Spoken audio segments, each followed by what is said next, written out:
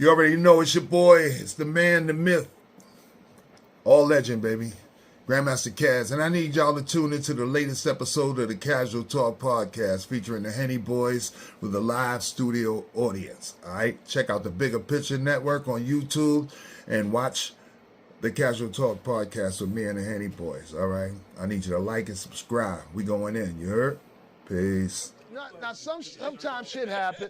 Sometimes shit happen, that last minute come through, or somebody will be like, yo, this and that, come here, come with me, or that, and that kind of thing. And you can't always be like, hey, yo, I got in, come. You can't always do that. Yeah. So, you know what I mean? So I was glad to see him. I was glad to see them up on there as a representative for us. That would fly. That would fly if they didn't have his music cued. It was planned, yeah. So the fact that his music cued mean it wasn't a last minute thing.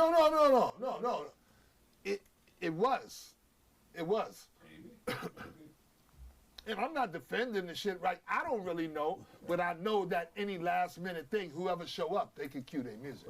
That's no problem. Generations of hip hop. That's no problem. That's what the big thing. Yeah, I mean, exactly. At the end of the day, for me, it's like I seen him, so I seen us. Exactly. You know what I mean? You should have called Joe.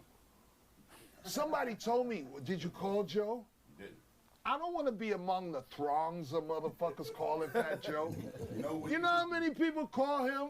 But you know when you should be a part of the throng? When? For the Knicks parade. For the Knicks parade? For the Knicks parade. Like that's not a regular thing. So that's not like, oh, okay, it's just a concert here, you know what I'm saying? You got extra tickets for the Wu-Tang tickets, nah. It's the Knicks parade, so there's gonna be 3 million niggas out there. You know what, I know you experience this too. How your family or your friends or people who know you just think like you God and everything, you should be a part of everything. Yeah. And everything, you know what I mean? Yeah. Like, oh shit. I'm saying, I understand more so than my friends or some of my family that I'm not gonna be a part of everything. I'm not gonna be the first one invited to something. You know what I mean? It's tiers and it's levels to this shit in other people's eyes, if not in yours. All right, so truly just understand that, you know what I mean. You ain't gonna be. Sometimes it's all about you, and sometimes you ain't nobody stunting your ass, and that's just the way the fucking life works. And if you can take the time when it's all about you, then you should be able to take the time when ain't nobody stunting your ass. That's how I feel. How you might see it? I see it the same exact way. If you ain't studying you, it just ain't studying you. See, I mean, it is what it is. So Stevie, let's talk origins. Let's go back to Staten Island because we got 2 Staten Island conversations that we're gonna bring into play. But I'm talking about Staten Island when there was no hip hop in Staten Island. Mm-hmm. Okay, talk about it. Okay, in Staten Island, hip hop hit a little later than it did in the other boroughs, but. A dude in Staten Island named Bobby Rell. He was one dude that came to... Bobby Rell. Real quick. We was in Dominican Republic. Remember when we was in DR? I ran into the guy you talking about, Bobby Rell. That owned the club, right? That we was at? I don't think... When we were smoking cigars? No. He was in that, the one that's on the corner where all them bad bitches was watching us when we was eating. That's the club we're talking about. That's Bobby Rell. That's my man Bobby Rell. Yeah, Bobby Rell. He came to Staten Island with a tape, Funky 4+1 on it. He's playing for it. Yo, I know these guys, Funky 4+1. He's playing it, he's listening to it, hip-hop was like starting there. It wasn't big, but it was starting, but Mercury is the one who got me into hip hop. He went to he used to go to the Bronx and be part of the Zulu stuff and come back to, hey man, they got the Zulu Nation out there. I said, what is that? He said, no, it's like it's an organization, everybody, it's the African Bambaataa. He was explaining all this stuff to me. Now, myself, just how I connected, I was in a singing group with my brothers. We used to win all the talent shows in Staten Island. We call ourselves the Fantastic LDs. That's we all family oriented, 3 brothers and an uncle named Jesse, and me and my brother TC and Khalil. Mercury was telling me about hip hop. Out of the group, he told me about the hip hop. Yo man, I'm telling you man, this is what's going on. His cousin name was DJ Dr. Rock.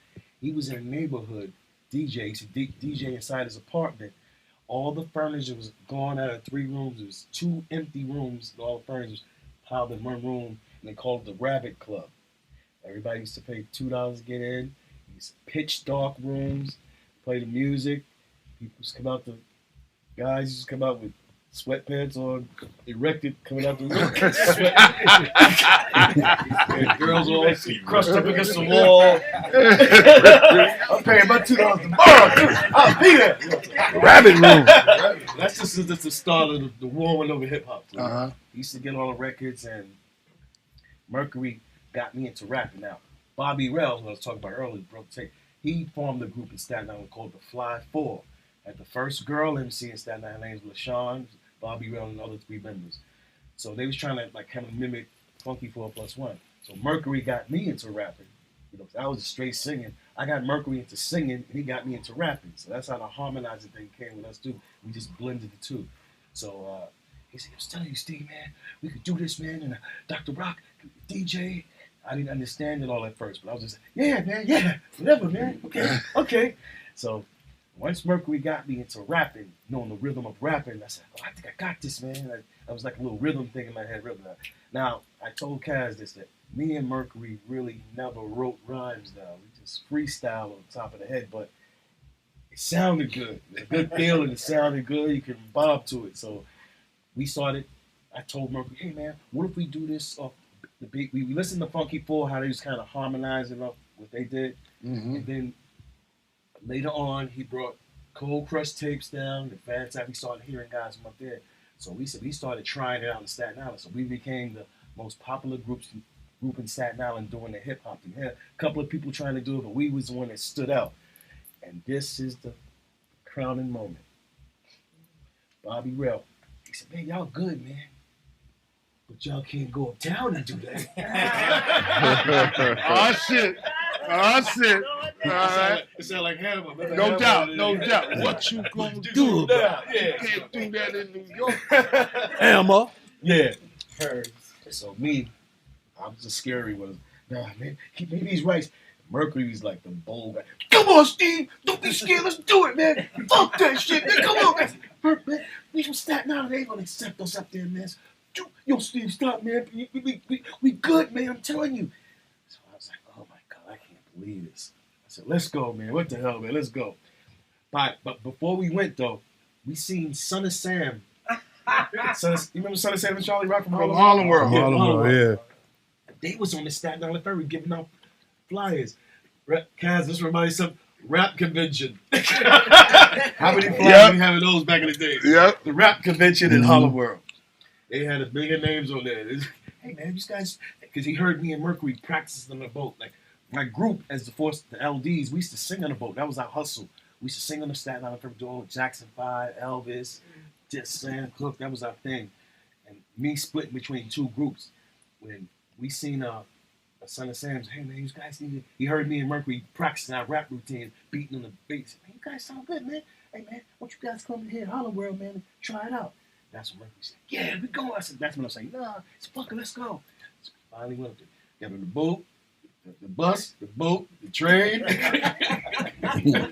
We going to Harlem World. Them dudes. Yeah, you had to travel.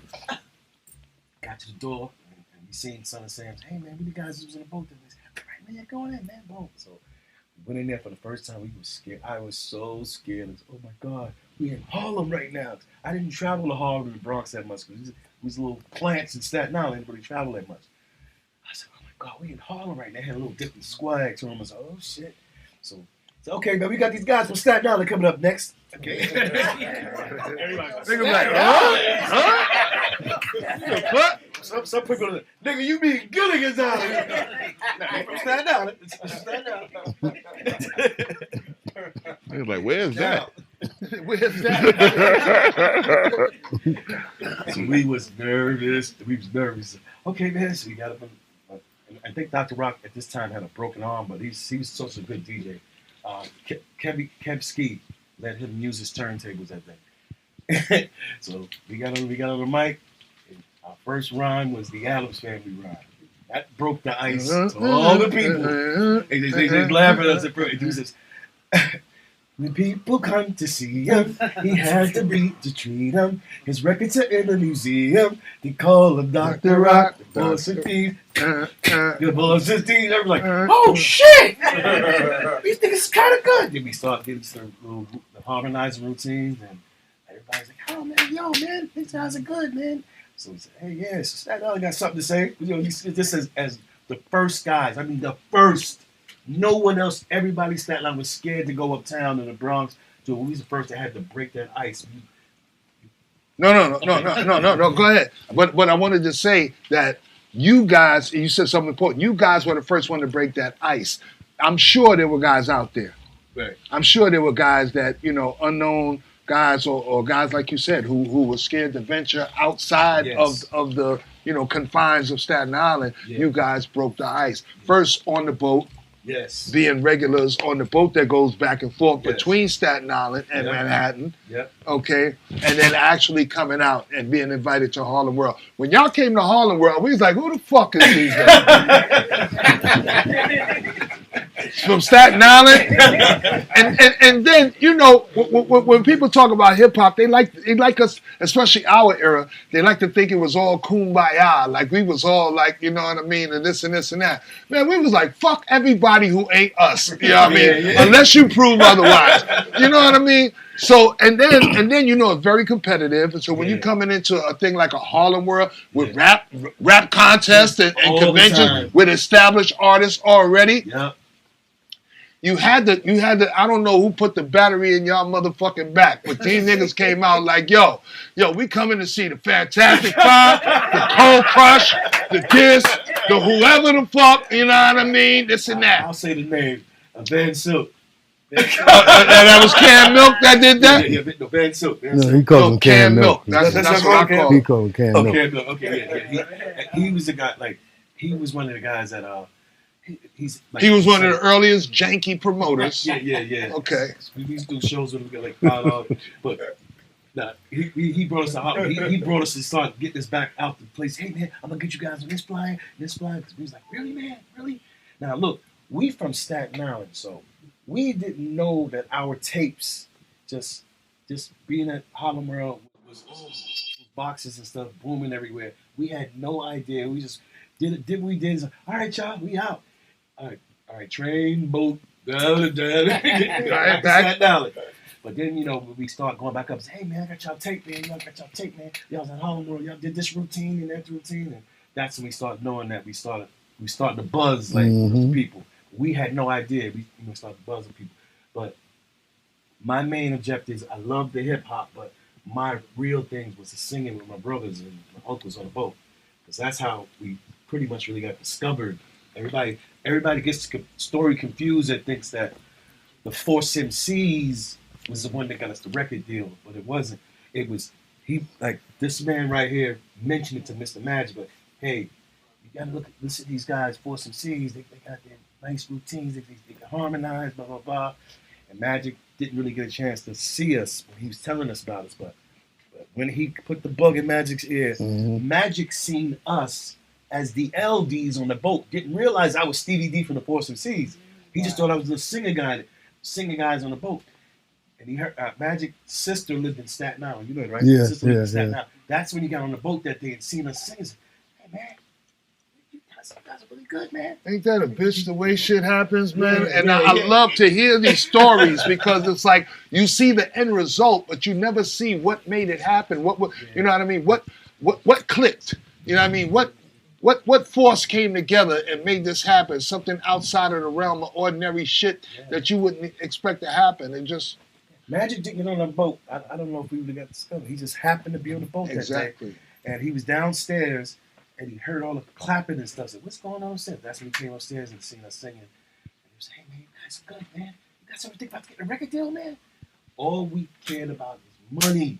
We had that hat out. Come on, put it in there. Thank you. Thank you very much. Thank you.